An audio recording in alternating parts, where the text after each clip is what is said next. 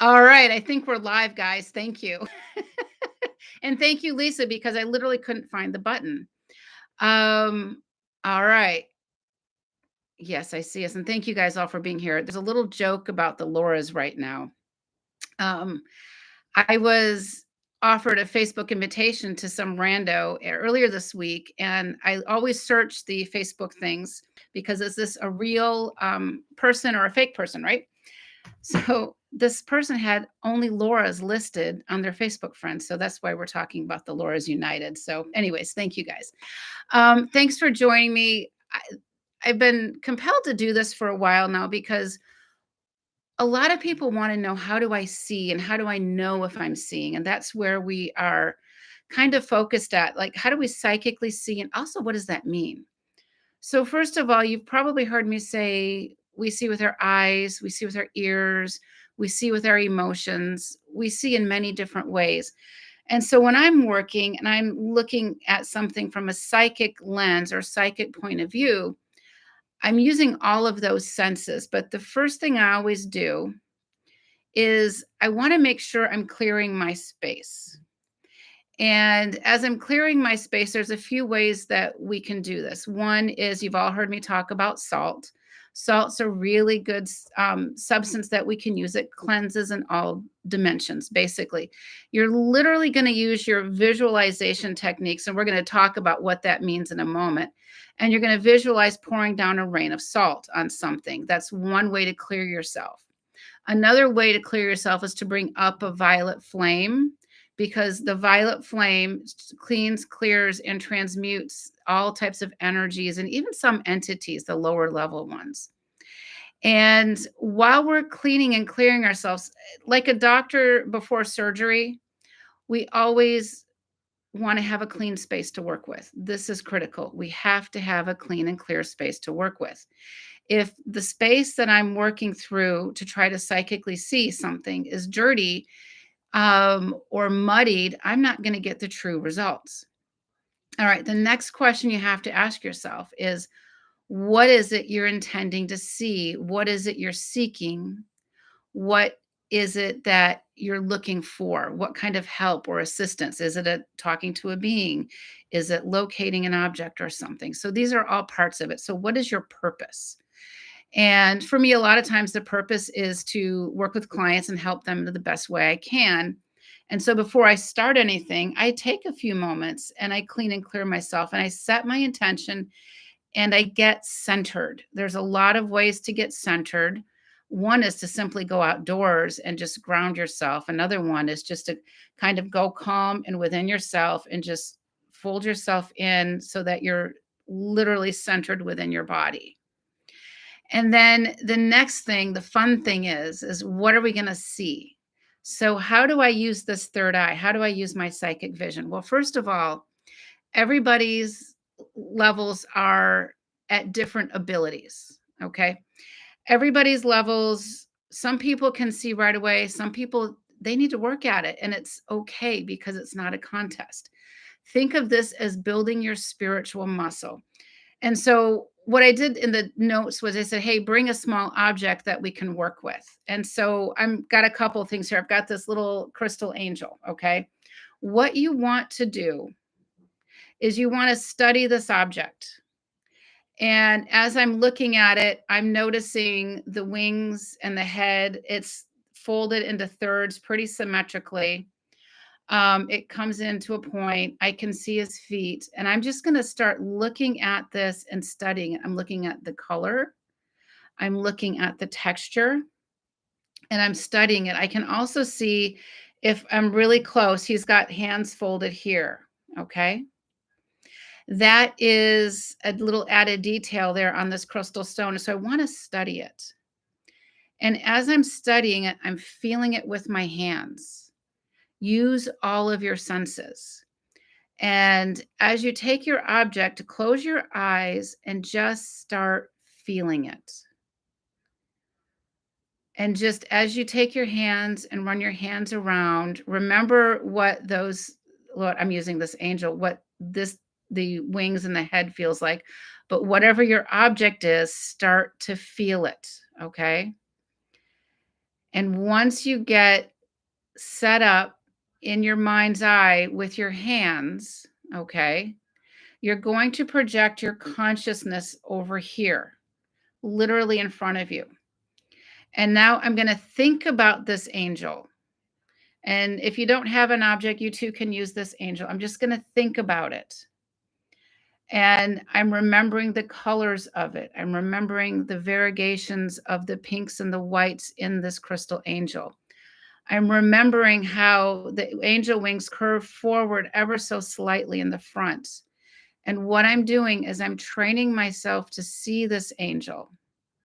So now that I have a picture of this angel in my mind's eye, this is a form of psychic vision because I can literally put it down and I can now look at it. And this is a spiritual practice, and spiritual practices take time.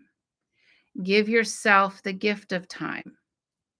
And I want to hear any questions you guys have on this, because this is probably one of the most important things that we can do. And while we're doing this, learning how to psychically see, what we're doing is we are looking at how the unseen energetic world can impact us.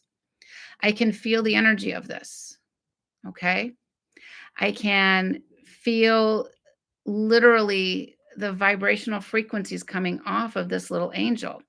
You're going to get into that same attunement also with your object. And if you need to, use the same object over and over and over. You can also, I've got another crystal up here. This is one of my favorite crystals right here. I never forget this crystal. And I'm just going to tell a little side story about this crystal. You guys can see that it's missing the back half, can't you? All right. So this crystal has it's the smoky quartz, and it has the white on the top, and the other end was the same way. A number of years ago, when I was trying to figure this all out and all hell was breaking through my house, I had this dream, and in this dream I was taken. And I remember being in bed paralyzed. I couldn't figure out what was going on. And the next thing I know, I am being brought into this altar place, and I'm asleep. And it has huge gray black stone walls and doors. And in front, there's this altar, and we're all wearing these cloaks, and everybody's wearing these cloaks, these capes. And we're all given these wands. And I thought, well, that's weird. And this is probably also one of the first crystals that I'd bought, by the way. Sometimes you just know what you need. And it always laid on my bed nightstand by me, by the way. So as I'm in this dream, that's not a dream, and I think it's a dream, we are all given these wands. And the next thing I know, there is this lineup of animals at the altar. And we are all told that we're to use these wands to learn how to sacrifice animals. And I'm thinking, oh, dear God, what am I going to do? How am I going to get away from this? And long story short, I managed to sneak out this back door. And when I woke up, I sat up and I went, and took this deep breath, and I'm back in my bed again.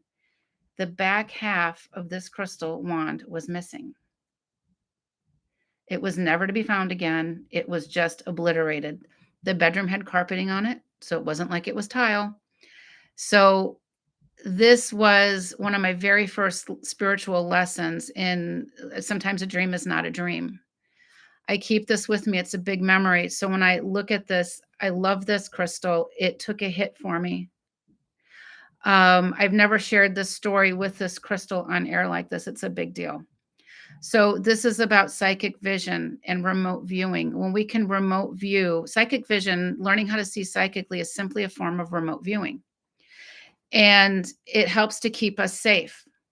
A big part of when we are learning to psychically see is to keep our egos in check. All right. When we let our egos override us, then we become marred. Things become fantastical. Things become too good. I don't want to say too good to be true, but things become untrue because my conscious self wants something different. than what is the actual truth. And this is where a lot of spiritual practitioners get into trouble. They do not clean and clear themselves, and they do not remove their ego self. This is a big deal. Remove the ego self. And how do you do that? How do you stay humble? And that's the $1,000,000 question. It's a little bit different for everybody. In my journey, I learned a lot of lessons the hard way, like many of us here have. And the idea is you take these lessons that you learn the hard way and you learn what to do different. You learn what to do better. Okay. Now, back to psychic vision, because I want you guys to keep playing with your objects and feeling how these work. You're going to just look at them and you're going to think about them in your mind's eye. It's no different than thinking about maybe your car or something else. When we do this, it also lends itself to have us.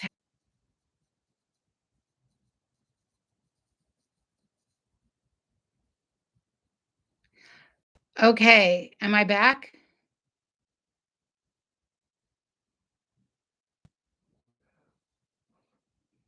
Am I back? Okay, excellent. Thank you guys. Okay. That wasn't weird, was it? I don't even know where I left off. I have Starlink and it's pretty good, so this should never be an issue, by the way. Um, Whew. Thank you for being patient. Thank you for hanging out. Um, where do we begin? And thank you for the dragons bringing the dragons in. By the way, a few of you, so thank you. Um, Learning how to psychically see, and I don't know. I think you could hear what this crystal story. I believe that was good, but this is why learning how to psychically see can be important. So, so you can figure out what is happening around you, what is going on around you, and this is a really big deal because we've got a lot of. The goal is to give everybody their power back and not to rely on somebody else's messages to you or somebody else saying, oh, well, I know this about you or that about you. You want to learn how to keep this in your own space. How do I learn to see? That's the beginning of it. Now, there's a lot of spiritual practitioners out there that will tell you so many things. How do we know their truth isn't corrupted? How do we know their truth is real? How do we know the information they're giving us is real and on point? And it doesn't mean they're trying to be malicious. It just means that they need to everybody needs to work on spiritual hygiene. I don't care who you are. Clean and clear yourself up. When you go out in public, you don't want to look like a hot mess, at least not all the time, unless you're going into Home Depot and you hope that nobody sees you. We've all had those moments. Um, so learning how to psychically see keeps us in a safe space. It keeps us in this moment of being able to take out our spiritual tool and say, wait a minute, does this feel right or not? I remember a number of years ago, back before, this was so out there, because 20 years ago, if people were having these conversations that they're having now, um, we'd be considered weirdos, right? We'd be considered, if we were parents, our kids would be taken away from us, that kind of thing. I'm walking into a store and I'm with a friend who thinks that I'm just kind of a normal person. And I see this child inside of a minivan. I'm like, what? Wait, we need to get this kid out of the van. It's a hot day. I could psychically see the kid. Here's why I could psychically see this kid. And he looked like a real boy to me. That's how intense his energy levels were. So I see this boy in the van and I'm like, oh my God, to my friend, we've got to help him. We got to get him out of the car. And she's like, what are you talking about? I said, the boy in the van. She's like, there's no boy in the van. And then I looked and then he was gone. I couldn't see him anymore. So what I realized, this boy had died in a car, heat exhaustion. And so he was in resonance with that van, that family, for whatever reason. His ghost soul was there. I could see him, but then I couldn't. But the reason why I could see him in the beginning is because his energy was so strong that concept that, the attention was so thick you could cut it with a knife, that's just energy. His energetic signature was so strong that he showed himself in full aspect to me. I mean, I could see his blonde hair pound and his fist pounding on the windows. I thought I could hear the pounding on the windows too. But when my friend said, "What boy?" everything vanished because his energy deflated like, "Oh my gosh, I'm not getting help." He didn't know he died yet either, by the way. That was the other sad part of that. So I realized what happened, and I was able to psychically coax him out of the van, bring him some angels, and cross him over. So our psychic vision can help us when we're in crowded spaces. It can help us in every aspect of life. I wish it could help us with the lottery numbers a little better, but whatever. So that's kind of what I wanted to share with everybody. I didn't want this to be too long, too intense, but to learn how to see an object, to learn how to tune into this and make it a spiritual practice. If you've got something at your bedstand next to you, learn how to see it in your mind's eye. And then it's going to start developing more and more and more. And you're going to end up surprising yourself one day. Oh my gosh, I actually saw this. I saw, Sasquatch in my yard, or I saw something else. And it just takes practice, but also you have to relax. If you're uptight about learning how to see this in your mind's eye, it is never going to happen. You got to sink into it and go with the flow.